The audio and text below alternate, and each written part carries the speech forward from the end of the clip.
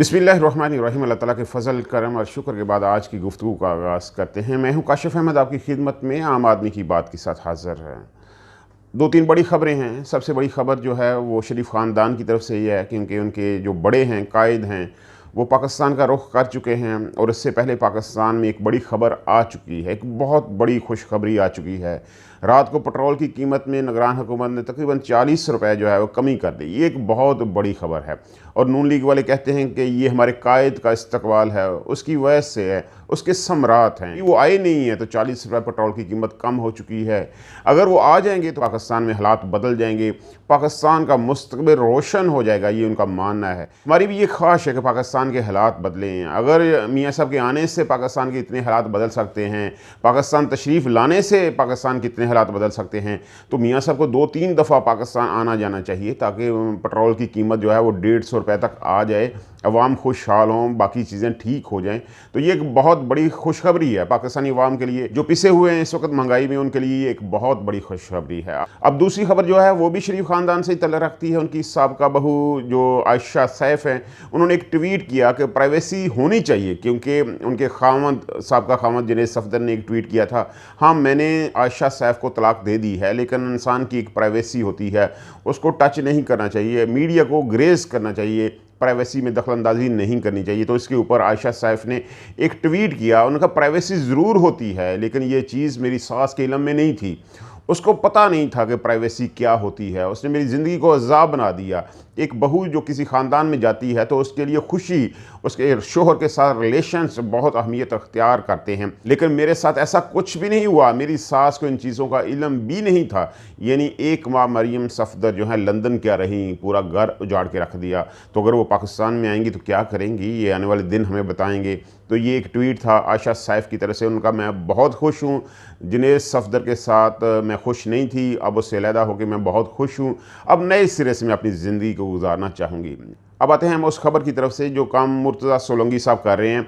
उन्होंने 3 यूट्यूबर्स को पीटीवी में नौकरी पे रखा है, 22 लाख महाना वो उनको तनख्वाह देंगे, यानी एक यूट्यूबर को 7 लाख महाना जो है वो तनख्वाह मिलेगी। अब किसी भी शख्स को सिलेक्ट करने का आजकल पाकिस्तान में क्राइटेरिया क्या है, वो आप इन यूट्यूबर को देखकर, इनके नाम देखकर, मैं सिर्फ एक नाम का ही जिक्र करूंगा, आपको अंदाज़ा हो जाएगा पाकिस्तान में आजकल किसी बंदे को जॉब पे रखने का असल क्राइटेरिया क्या है। फ़हीम गोहर भट्ट साहब का नाम मैं लेता हूँ। ये एक यूट्यूबर हैं, आप यूट्यूब के ऊपर जाएँ, इनका नाम सर्च करें और बड़े मशहूर हो जाएंगे, क्योंकि इनका नाम अब काफ़ी ज़्यादा सर्च किया जा रहा है, इनका चैनल अब मशहूर हो जाएगा।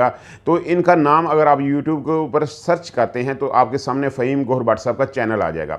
उनकी पहली वीडियो आप देखें जो उन्होंने अपलोड की है, तो उसका थंबनेल देखें तो आपको पता चल जाएगा कि क्राइटेरिया क्या है। जो पहली वीडियो जिसका जिक्र मैं करना चाहता हूँ वो ये है कि इमरान खान ने एक नई चवल मार दी। अब इस वीडियो को सुनने वाली तो नहीं है, क्योंकि एक जर्नलिस्ट इस तरह की लैंग्वेज इस्तेमाल नहीं कर सकता, लेकिन ये कर रहे हैं। और उसकी दूसरी जो है वो आप थंबनेल वीडियो का देखें तो वो ये है कि यूथ या लीडर है एक खुफिया मकाम के ऊपर। तो इस तरह की चीज़ें आपको अंदाज़ा हो जाएगा कि पीटीवी में रखने वाले लोगों का क्राइटेरिया क्या है, किन लोगों को जो है वो पीटीवी में रखा जा रहा है, किन लोगों को ड्यूटियां दी जा रही हैं, जो नवाज शरीफ के आने से पहले क्या मामला तय किए जा रहे हैं, कौन सा ये एजेंडा आगे लेकर चलेंगे, पीटीवी अब किस एजेंडे के ऊपर चलेगा, किस तरह की बातें ये आगे फॉरवर्ड करेंगे, प्रोपेगेंडा मुहिम जो है किस तरह आगे चलेगी। अभी नवाज शरीफ साहब जो हैं वो पाकिस्तान आए नहीं हैं और पहले से 3 ऐसे यूट्यूबर्स को पीटीवी में रख लिया गया है जो टोटली इमरान खान के मुखालफ हैं। सैयद इमरान शफकत जो हैं वो भी इमरान खान के ख़िलाफ़ हैं और मसूद जो वजाहत मसूद हैं वो भी इमरान खान के ख़िलाफ़ हैं। आप इनके चैनल्स देख लें, इनकी बातें देख लें, इनकी मामलात देख लें, आपको आइडिया हो जाएगा कि इनको अगर पीटीवी में रखा गया है तो इसका असल मकसद क्या है, कौन सा ये प्रोपेगेंडा आगे लेकर चलेंगे, कौन सी बातें ये फॉरवर्ड करेंगे। तो ये सारा जो निगरान सेटअप काम कर रही है ये असल में प्रो नून लीग सारा सेटअप है। अब असल बात की तरफ आते हैं, वो शेख रशीद साहब हैं। बहुत सारे साफ़ी ये खबर ब्रेक कर रहे हैं और इसमें साबर शाकर साहब हैं कि शेख साहब का इंटरव्यू भी रिकॉर्ड हो चुका है, किसी वक्त भी वो टीवी चैनल के ऊपर ऑन एयर हो सकते हैं। किस एंकर के साथ होंगे ये अभी नहीं मालूम, लेकिन होंगे ज़रूर। अब इससे पहले जो है वो सदाकत अब्बासी और उससे पहले उस्मान डार, 2 जो हैं बंदे पीटीए के, वो टीवी के ऊपर आ चुके हैं। उस्मान डार साहब का इंटरव्यू भी आपने देखा, सदाकत अब्बासी का भी देखा, कोई मज़ा ख़ास नहीं आया। अब देखते हैं शेख साहब जो हैं, जिनको शेखू कहा जाता है, जो 1 मैन आर्मी थे, वो इमरान खान के साथ खड़े थे, अब वो किस किस्म का इंटरव्यू देते हैं, कौन सा धमाका करते हैं। बहुत सारी बातें उनके पास हो सकती हैं और लोग जानते हैं कि बहुत अरसे से वो, हमेशा से बल्कि वो कंपनी के ही बंदे थे, तो अब वो कंपनी के हवाले से किस तरह की बातें करते हैं, खान साहब को कितना डैमेज करते हैं, क्या खान साहब को मानने वाले लोग इस इंटरव्यू से मुतासर होंगे या नहीं होंगे, क्योंकि इसके बाद उनके पास खावर मानिका भी हैं और मुराद सईद को भी गिरफ़्तार करने की कोशिश की जा रही है।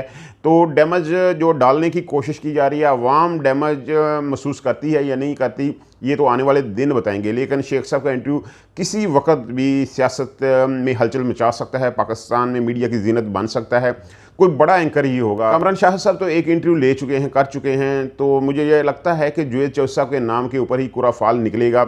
ये इंटरव्यू जुवैद चौधरी साहब के साथ ही होगा शेख साहब का, और धमाकेदार इंटरव्यू हो सकता है। बहुत सारी अंदर की बातें जो खान साहब के साथ रिलेटेड बातें होंगी 9 मई के वाक़यात के हवाले से, और बहुत सारे निजी मामलात खान साहब के वो डिस्कस कर सकते हैं, खान साहब को खासा डेंट वो डाल सकते हैं। तो इस इंटरव्यू का आपको भी मुझे भी इंतज़ार है, देखते हैं इसमें क्या बातें होती हैं। तो असल बात यही है, पाकिस्तान में पेट्रोल की कीमतें कम हुई हैं, बहुत अच्छी बात है, आने वाले दिनों में मज़ीद कम होनी चाहिए, अशियाए ज़रूरत की चीज़ें भी कम होनी चाहिए ताकि आम आदमी की ज़िंदगी बेहतर हो सके। अल्लाह ताला आपको सानिया दे, सानिया तकसीम करने का हौसला दे। आपकी मोहब्बतों का बहुत शुक्रिया।